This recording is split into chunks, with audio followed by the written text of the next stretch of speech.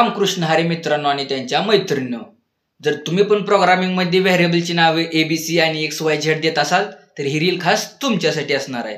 तर as a फ्रेशरसाठी आपण coding करताना बिगिनरमध्ये काय करतो की व्हेरिएबलची नावं आपण ABC XYZ ह्या पद्धतीने देतो. बट मला काही दिवसानंतर समजलं की हे नाव अशी द्यायची नसतात.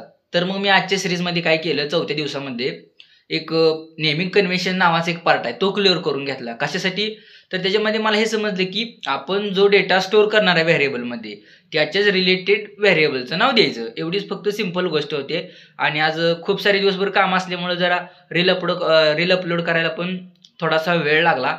जर इथून पुढची पण तुम्हाला जर जर्नी बघायची असेल की सक्सेस कशी होती, स्ट्रगल काय करणार आहे मी ह्याच्यामध्ये जावाच्या सिरीजमध्ये किंवा जावा डेव्हलपर बनताना, बरोबर, इंग्लिश कम्युनिकेशनचा पार्ट आला, ॲप्टिट्यूडचा पण पार्ट आला, बरोबर.